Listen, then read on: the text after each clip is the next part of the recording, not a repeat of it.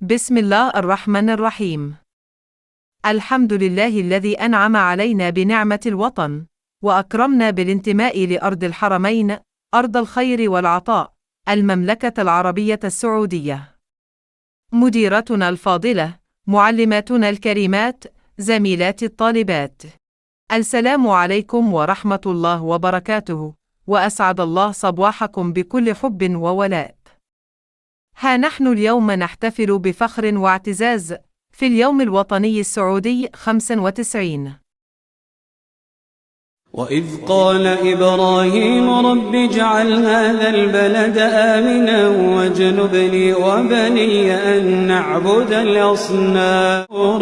سارعين في المجد والعلياء مجدي لخالق السماء وارفع الخفة. شعار اليوم الوطني هذا العام يسلط الضوء على 6 قيم أساسية تمثل الهوية الوطنية السعودية، فلنتعرف عليها. الكرم، الطموح،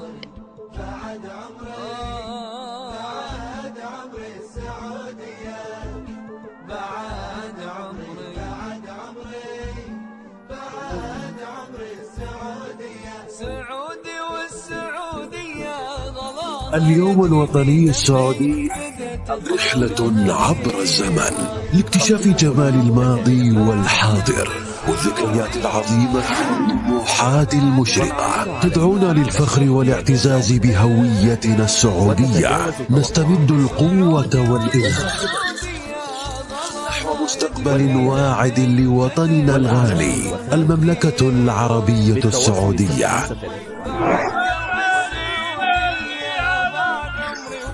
لم تتوقف أحلامنا منذ بدأت يا دار الطيب يسهابك وسط حضنك تربينا، نموت احنا ونحيا يا دار الطيب يسهابك وسط حضنك تربينا، نموت احنا ونحيا سعودي سعودي والسعودي. فإذا كنا نريد اجتماع كلمتنا وتوحيد شؤوننا وحفظ جامعتنا، فليس لنا جامعة نجتمع عليها إلا جامعة الكتاب والسنة. أسهر الليالي لمصالحكم، أنتم مني كالجسد والروح، ولكننا ندافع عن مبدأ ندين به بعد الله وبعد عقيدتنا الإسلامية. كبر حظك نزل في أرضك قرآن، يحسدونك وشانك شان وربي يا كبر حظك نزل. هل تعلم أن المملكة العربية السعودية أكبر دولة في الشرق الأوسط من حيث المساحة؟ هل تعلم أن العلم السعودي هو الوحيد في العالم الذي لا ينكس أبداً لأنه يحمل الشهادتين؟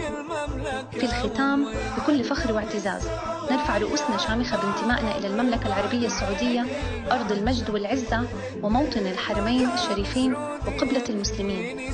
وطن احتضن أحلامنا وصنع أمجادنا وفتح لنا آفاق المستقبل الرحب برؤية طموحة، هي رؤية 2030. نؤكد أن حب الوطن عمل وإخلاص، وأن بناء المستقبل مسؤوليتنا جميعا. نسأل الله أن يحفظ قيادتنا وينصر وطننا ويزيده رفعة وتمكينا.